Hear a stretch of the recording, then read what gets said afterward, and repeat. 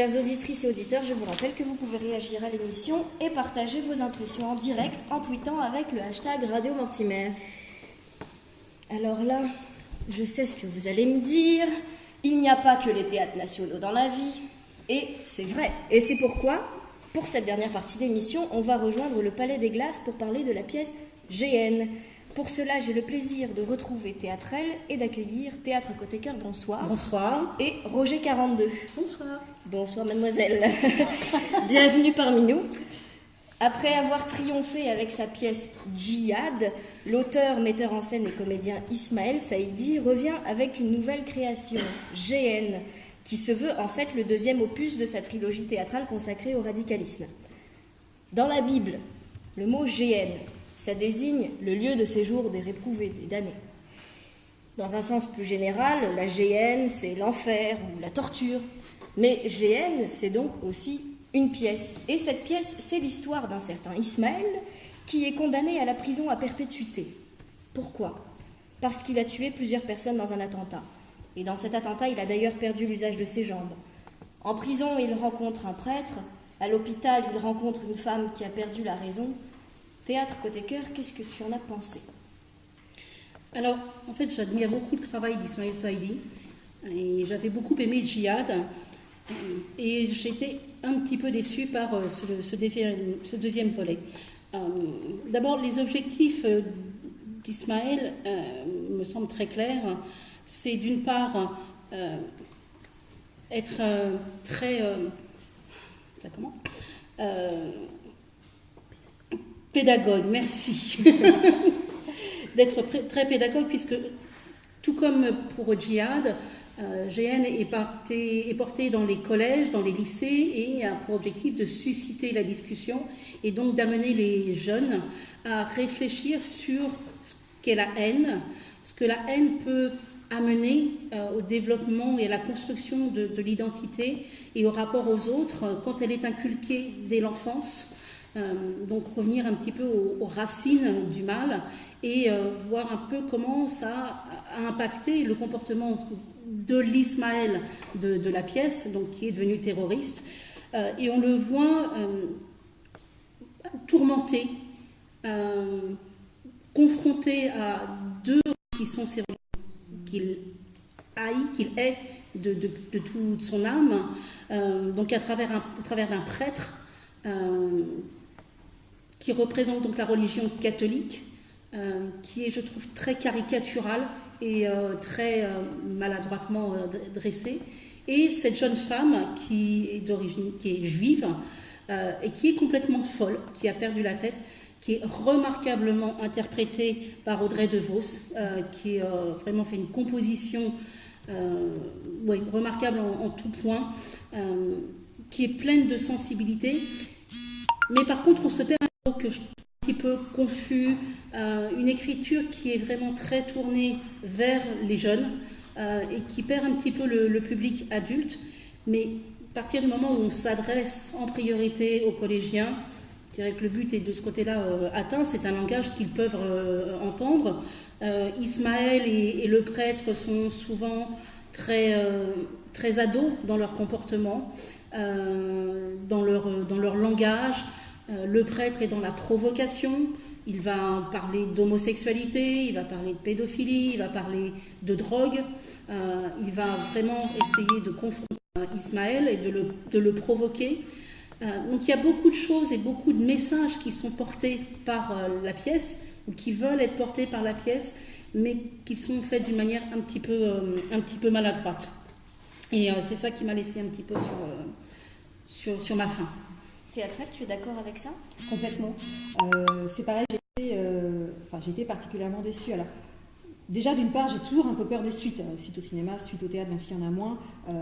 Même dans la littérature, ça me fait toujours un peu peur. Mais là, j'étais très curieuse d'y aller parce que j'avais, comme Côté Cœur, beaucoup aimé Djihad, que je trouvais très didactique, très pédagogue. Et vraiment, j'étais curieuse de voir comment Ismaël Saïdi pouvait, dans une suite, enchaîner sur d'autres thèmes et parler d'autres religions. Et alors, je m'attendais à une réflexion, je m'attendais à ce qu'il y ait de la réflexion sur la religion, je m'attendais à ce qu'il y ait un chemin pour le spectateur pour qu'il puisse comprendre quelles sont les autres religions auxquelles Ismaël est invité à découvrir en fait par ses rencontres avec le prêtre et avec la jeune femme. Et en fait, il n'y a aucune discussion sur les religions. Alors quand Côté-Cœur disait que le prêtre était caricatural, oui, il est caricatural parce que c'est poussé à l'excès. On a un prêtre qui fume du cannabis, qui a l'air de planer très souvent avec son grand sourire. Il est en plein trip la plupart du temps. Ensuite, il rêve de son beau légionnaire. Alors, c'est caricatural. Mais moi, à la limite, j'aurais préféré un prêtre caricatural dans l'idéologie chrétienne pour que le spectateur puisse découvrir ce qui fait face au radicalisme islamique. J'aurais voulu avoir peut-être une image du radicalisme catholique pour que ça soit plus opposé. De même que cette jeune femme juive, alors je ne connais pas la religion juive, mais elle est athée, elle ne pratique pas, ou à peine, si, elle a son chandelier à 9 branches pour Hanouka, mais ça manque de réflexion, ça manque de position idéologique ou théologique, et on se demande pourquoi, du coup, même chez Ismaël, parce que lui-même, il n'est pas du tout convaincu par sa religion. La jeune fille, elle est bras nus. Si c'était un islamiste intégriste, il pourrait être choqué par sa tenue. Or là, pas du tout. C'est même pas effleuré. C'est même pas... Voilà. Et j'ai peur que les spectateurs ne voient que des religions caricaturées, mais dans le sens vide de toute substance. Superficielle, en fait. Superficielle, voilà. Et voilà. Et alors que djihad avait été reconnu d'utilité publique, et ben je vois pas trop l'utilité de djihad pour le moment. Une réaction ? Oui, alors moi aussi j'avais beaucoup d'attentes parce que j'avais adoré Djihad et j'avais aimé effectivement voir la manière dont les jeunes en fait sont tombés dans le radicalisme.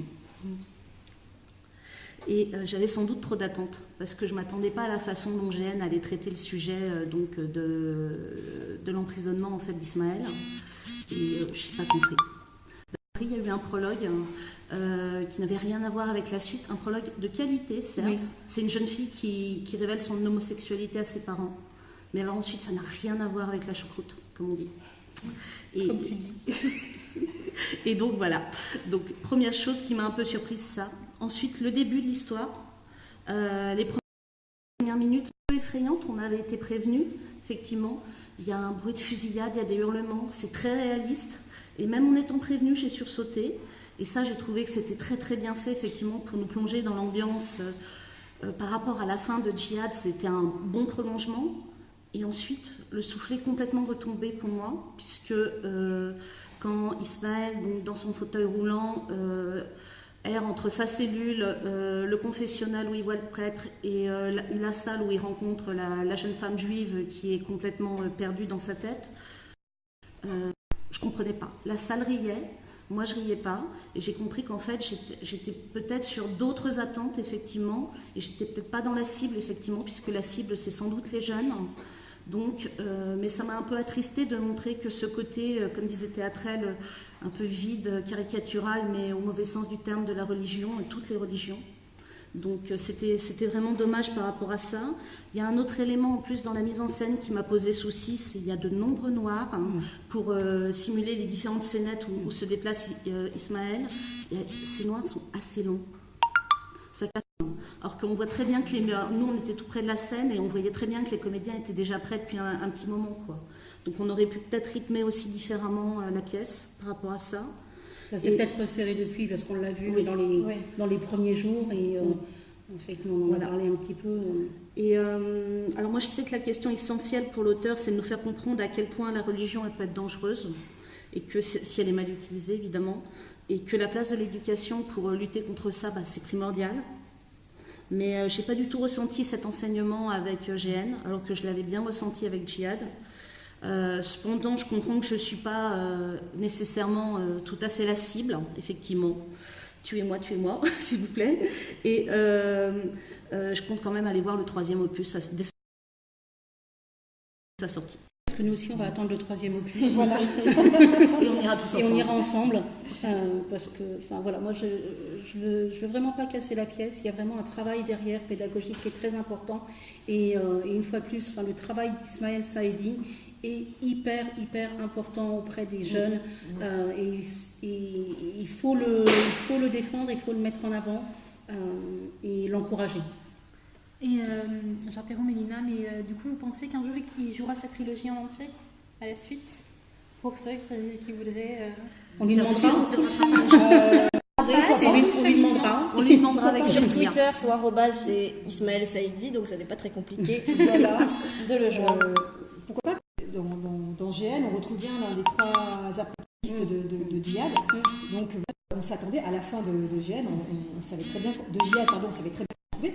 Donc peut-être que là, on va retrouver Ismaël. Alors là, je suis incapable d'imaginer. Ouais.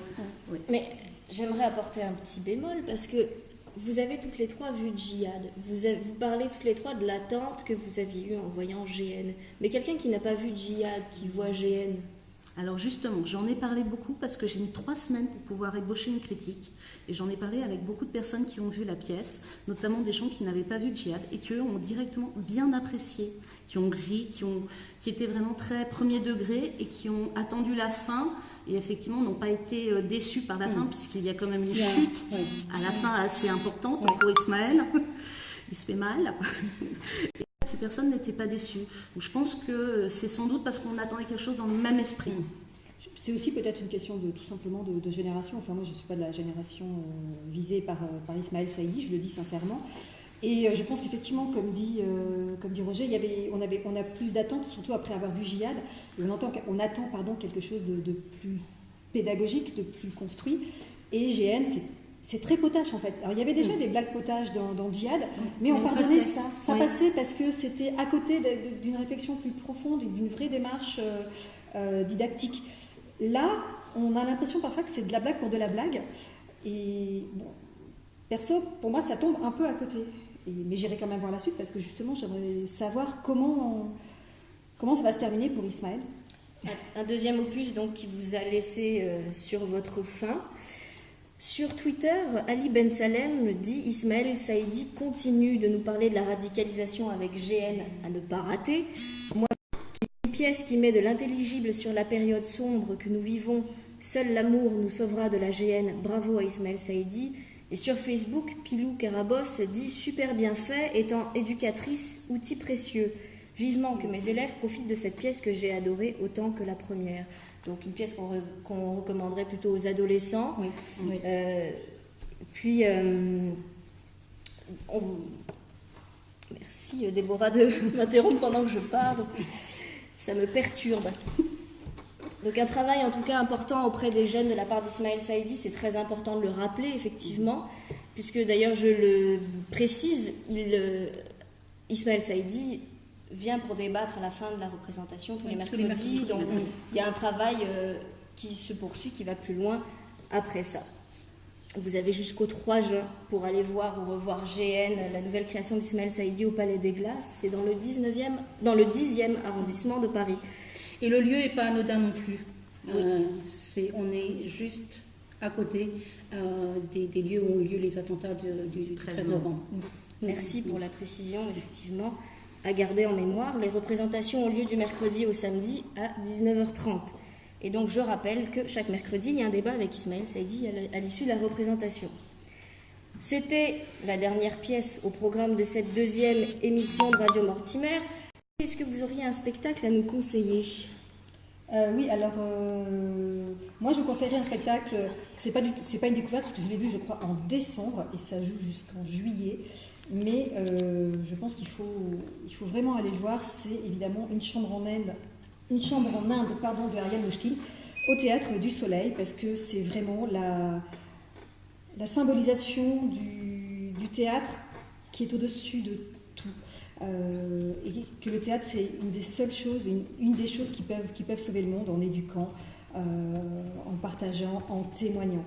Et c'est une vision du monde, c'est une vision de l'histoire, c'est une vision qui est absolument foisonnante, parfois brouillonne, J'en conviens, mais il y a quelque chose d'absolument bouleversant qui nous montre que le théâtre a vraiment un rôle face au chaos du monde, et pour moi, c'est vraiment indispensable d'y aller.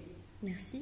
Roger, 42. Alors moi, je conseillerais Alma Mahler, Éternelle amoureuse, au Petit Montparnasse. Il faut faire vite, je crois que ça s'arrête le 21 ou le 28 mai. Et c'est la vie tumultueuse donc d'Alma Mahler. Alma Mahler incarnée avec brio par Geneviève Casil. Et elle incarne cette femme d'un certain âge qui va livrer ses mémoires, mais qui reste profondément odieuse. Et on l'adore alors qu'elle est odieuse. Ça, c'est la marque du talent. Merci. Théâtre côté cœur. Alors moi, mon coup de cœur, c'est Cendrillon. Il y en a beaucoup qui vont aller le voir. J'ai eu la chance de le voir il y a 2 ans à Saint-Quentin-en-Yvelines. C'est Pommera. C'est le 3e volet des réécritures des contes après Pinocchio, après le Petit Chaperon Rouge et Pinocchio. Petit Chaperon Rouge qui était au Bouffe du Nord très récemment. Alors, si vous aimez, si vous avez en souvenir le Cendrillon Disney, vous l'oubliez complètement. Pommera confronte une enfant au deuil et à la difficulté de se construire et de grandir quand on est orphelin.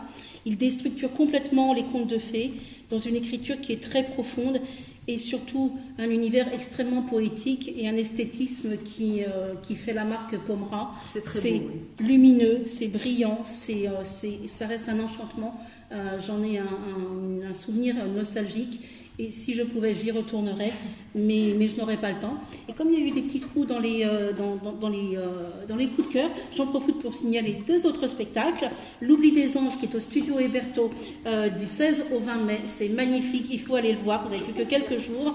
Et Des Souris et des Hommes, qui reprend à la Michaudière jusqu'au 10 juin, qui tourne depuis plus de 10 ans, mais qui est vraiment une magnifique adaptation de l'œuvre de Steinbeck. Visiblement, Roger 42 confirme et Très soutient les 2 coups de cœur. Qu'est-ce que vous allez voir prochainement? Je vais revoir Des Souris et des Hommes, justement. Ce sera que la 4e fois. Je vais pleurer. Moi, je vais voir prochainement, je vais voir au Rond-Point qui nous accueille ce soir, on les remercie d'ailleurs. Je vais voir Honneur à notre élu de Marie Andier, mise en scène par Frédéric Bélier-Garcia, avec Isabelle Carré.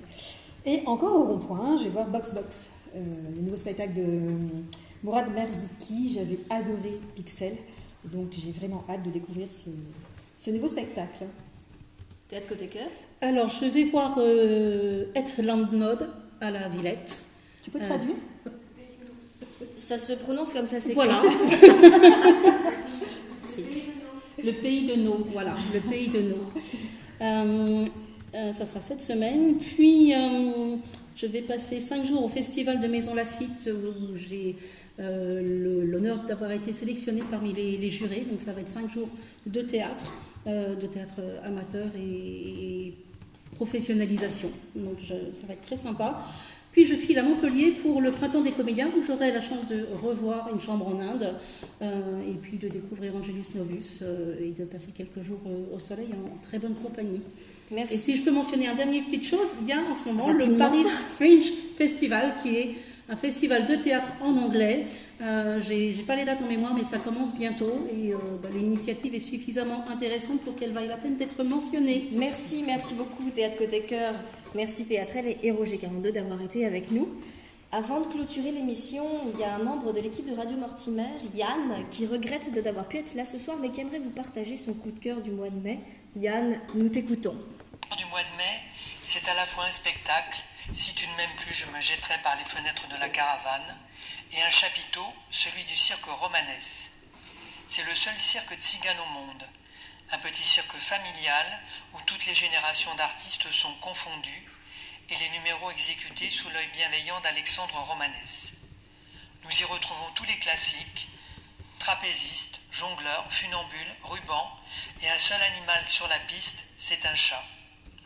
Il y a aussi de la musique, avec un orchestre venu des Balkans, de la danse, et les chants de Délia la Terrible, comme elle se surnomme elle-même. On passe là un moment unique, poétique, hors du monde extérieur, hors du temps, dans la joie de vivre et la chaleur humaine. Le spectacle se joue jusqu'au 5 juin, avant de partir en province cet été. Il reviendra à Paris à l'automne prochain avec un nouveau programme. Merci Yann pour ta recommandation. J'ai des coups de coude de Déborah qui est à côté de moi qui voudrait également partager son coup de cœur. Déborah qui est au live tweet en ce moment, on t'écoute. Pour moi, mon coup de cœur, ça sera Denise Jardinière vous invite chez elle.